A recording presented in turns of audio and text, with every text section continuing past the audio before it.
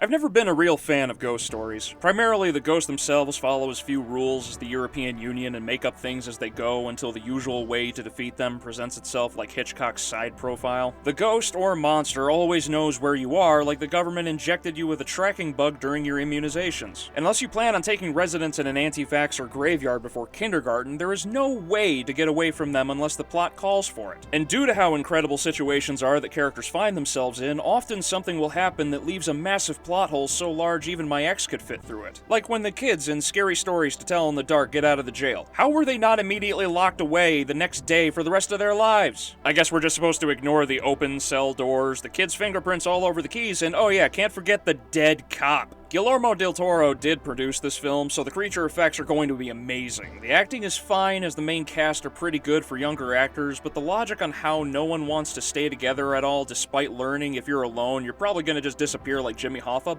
boggles my mind. Now, I can understand the tension build-up for most people, as it does creep up on you, like the spider on your shoulder. Most of the scares actually work too, as they feel earned by the time they go off. There are one or two pump chumps in here, but the remainder actually go the distance, if not a little bland sometimes. And while I have not read the books, because why would I when the film exists, he said sarcastically, the creatures look like they were pulled straight from the illustrations I've seen. So if you want to enjoy a nice entry-level horror movie before introducing your kid to Trick or Treat, or something worse, and put their underwear through a hefty wash cycle, well, the Scary Stories to Tell in the Dark is a great middle ground. But enough about alright movies. Let's talk about mediocrity. The Kitchen takes place in the late 70s Hell's Kitchen, in which a comedic actress who has no business being a comedian, along with her friends the handmaid of an egregiously inaccurate show and, somebody, join together to become the queens of Hell's Kitchen. And they do so by gaining infamy off-screen and hardly doing fuck all for themselves to make us fear them, like every keyboard warrior types a response after you spawn 50 creepers in their base. The film is really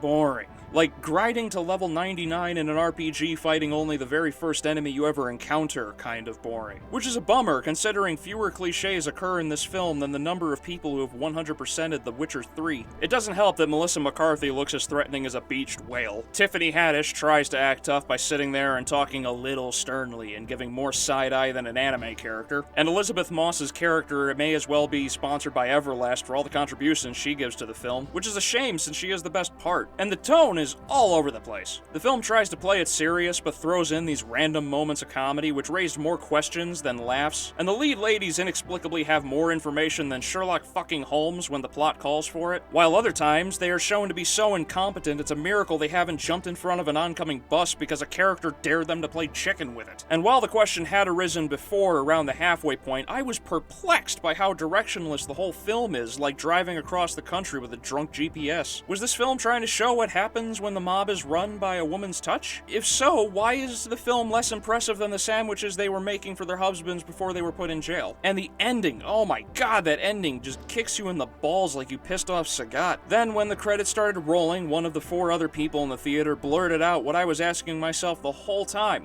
What was the fucking point?